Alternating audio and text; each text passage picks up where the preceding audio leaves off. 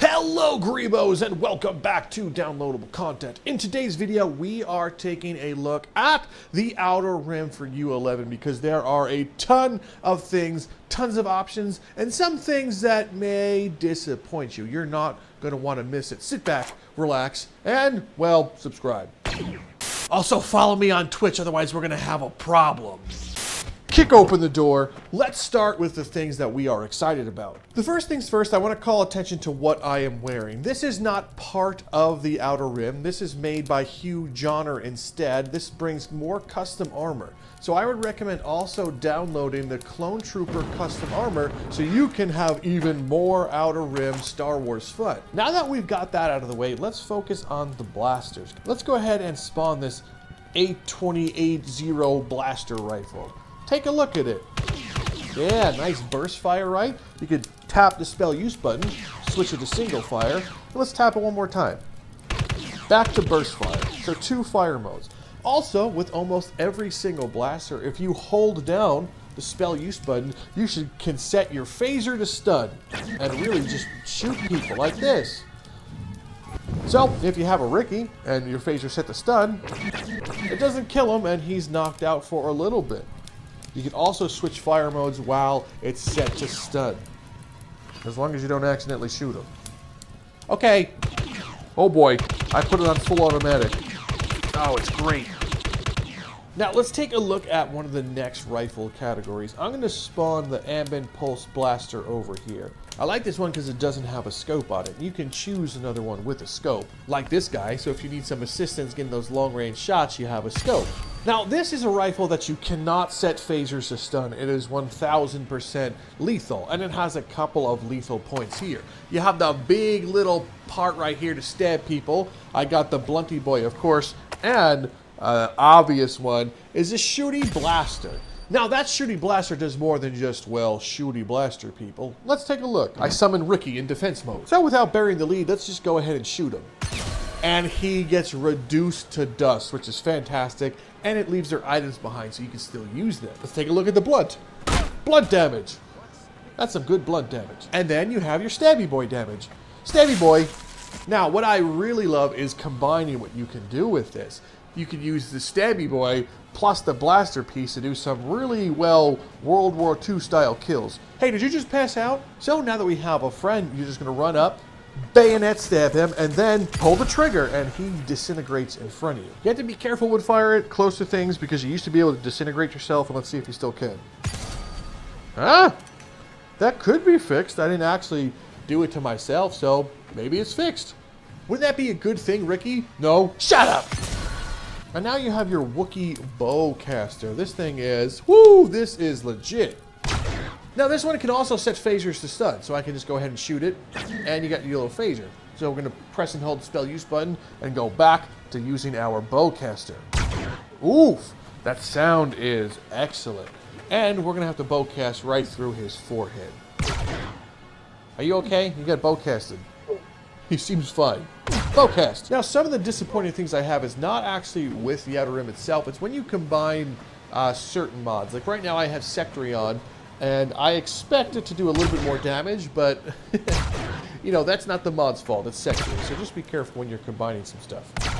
A lot of these blasters kind of function the same. Like for the most part, this one here is essentially the same thing as using this one as how you use them. Just make sure you toggle this, you know, with your spell use button and change fire modes. But I do want to show you one of my favorite pistols right here. This bad boy. Of course, you can just pull the trigger. Pull the trigger. Isn't that pretty cool? But some of them are almost dual phase, and you can also hold it down. Look at that one. And you can fire a more powerful bolt. Look at how powerful this bolt is. Another great one is the scatter gun, because look at this. Oh, it's like having a nice, you know, blaster shotgun. It's fantastic. And then there's the big boy, the rotary blaster cannon. Let's spawn this one. And now we bring it outside. The thing with this one, you can't just hold down the trigger because you're going to be like, why doesn't it fire? And that's okay. So keep it held in both hands, and with your dominant hand that's holding the blaster and the trigger, you're going to hold down the spell use button. And that makes the rotary go, almost like a minigun. Now that it's active, now you can also hold down the spell use button and the trigger to get yourself a nice blaster one. So don't screw it up. Now, before we move on from the blasters, I want to show you guys a really cool thing. That's one of my favorite things to do. The blasters come with their own color when you fire them, right? Well, you can actually change them using the power cells. So if I wanted to make sure this one had a green blast, I'm going to equip a power cell, and you want to find where it reloads. So that's like where it would reload, and you can just go, boop. You'll know it works because you'll see that little green, like, puff of smoke. That's how you know it works. And check this out. I changed the blaster bolt color.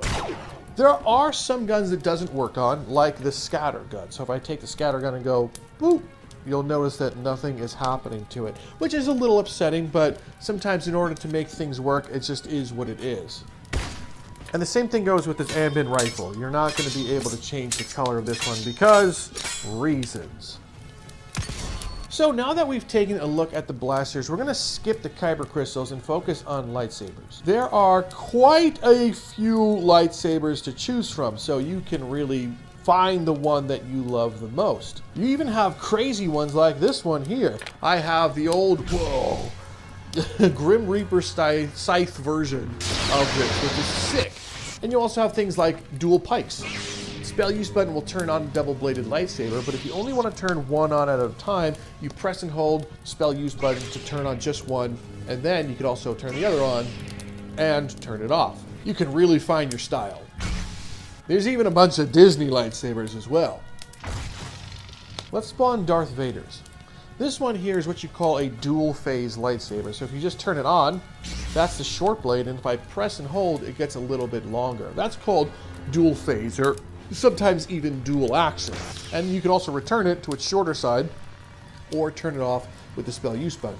So once again, you tap it to turn it on, and press and hold to switch it between its dual phases. Another great one is this little staple looking thing. It's like a stapler, pretty cool. But this one is a blaster lightsaber combination. So while holding it, I can squeeze the trigger to shoot a blaster bolt, which is sick. I can also turn it on with the spell use button. And this one also is a dual phase, so I can press and hold to make that even longer or shorter. Pretty sick. It actually has 3 phases, which is awesome. And while it's still out, I can still fire a blaster bolt and still swing at the same time. So you can do some surprise shots. So now that we've taken a look at some of the lightsabers, let me show you why it's not as important to choose your favorite one. That being said, I've chosen my favorite one here. So this one here is called Maw's lightsaber. Normally it has an orange blade, but check this out. I changed the color to blue. Oh, I love this color. So go into the kyber crystal section and spawn a lightsaber tool. While holding it, all you do is focus on where the crystal would be and tap it, and it knocks the crystal out of it. So now, if there's no crystal and you try and turn it on, nothing happens. So we're going to need another crystal. Let's say I wanted to do this Darksaber one. I can spawn or equip it, put this one, and put the Darksaber crystal in there, and bada bing, bada boom. You now have the Darksaber in this one. So mess around with the ones you want and put one of your favorite colors in a lightsaber hilt that you didn't think was possible. You can even affect the Darksaber and put different colors in a Darksaber, and it will use the Darksaber effects, which I very much appreciate. And ones like Kylo Ren's have 3 crystals, so make sure you knock all of those out of them. And you could actually put a bunch of different colors in a 3-1 and have a ridiculous looking lightsaber. Same goes for a dual-bladed one. You could put 2 of the same color, or, of course, be all hipster and have 2 separate colors.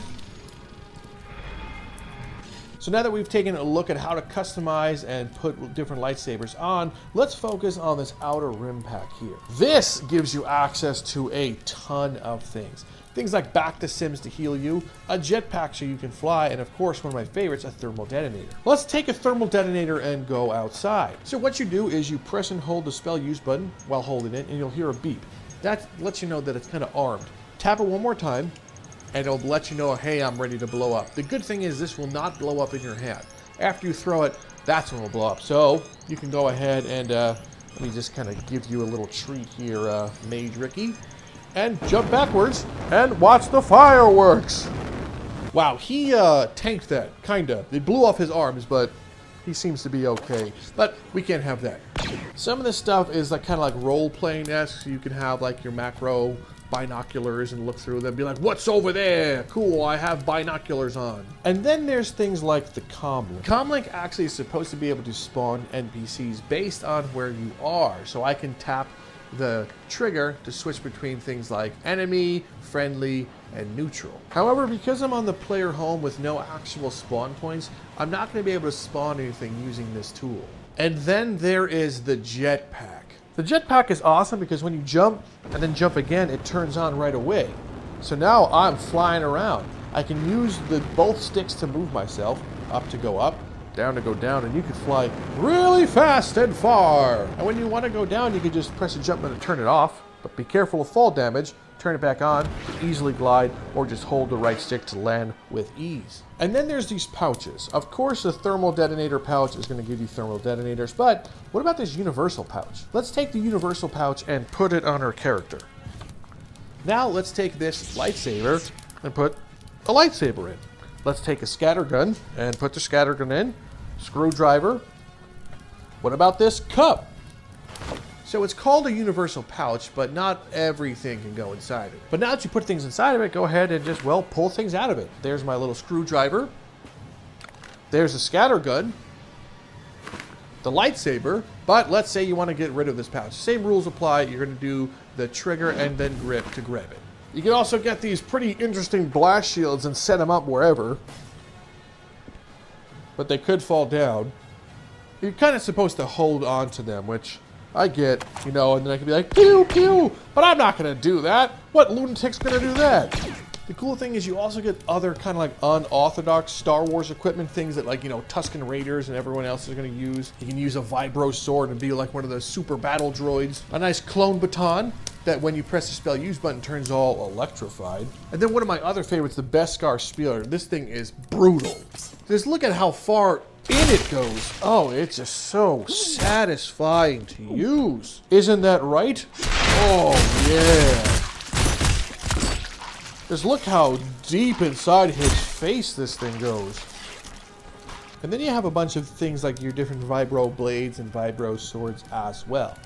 But when we scroll down a little bit, you'll see your different helmets. Now, this is different than the Clone Trooper pack from Huge Honor. These are just helmets themselves. So it's just your avatar while wearing a helmet. So be careful with this one. I would say don't mix and match. The helmets might be a little redundant if we're going to have things like this Clone Trooper stuff. So just keep that in mind. Now, with all that out of the way, let's take a look at a lot of the combat things. Normally, I would go ahead and go into these different maps like Felucia, the cloning facility, even your Ebon Hawk. However, because of the way the new, well, non-existent SDK works, there's no item spawns or NPC spawns that you can do, which is a little upsetting. But let's go ahead and go to something like the arena. So now we're in the arena, which gives us a functional spawn and weapon book. So now I can show you a bunch of things. Let's scroll all the way down and go to the tour section. So you have things like your training, which you can do like a bow, a dummy, lightsaber and stuff. Now the downside is that NPCs unfortunately cannot currently use blasters. So just the players. They won't know what to do with them, and I don't even think they're even going to try to pick them up. Let's select a Jedi boss and, well, you know, Order 66 it. There he is! Ugh. See, they can block some of the blaster bolts, which is sick. Well, he's not really trying to block, and he's kind of tanking most of it. But it's excellent. Look at this. Ah! But the real fun is the lightsaber dual combat you can do. Oh, it's so fantastic. And the dismemberment is awesome with lightsabers. So you can do some pretty vile things. There's also the Emperor's Bidding, where let's just say you're going to be slaughtering some younglings. Then the Temple Guardian, where, well, you're protecting the younglings. There's a bunch of things in this one, like you could select bounty hunters to come after you. You could duel them. So if you just want to fight like a Gamorrean, well, we can fight a Gamorrean. And don't worry, I will do what I must. The cool thing is that Tor mildly changes the NPCs also. And don't forget to use your spectator cam to set up some really cringe shots. Well, this is the Outer Rim in a nutshell, so make sure you have some fun.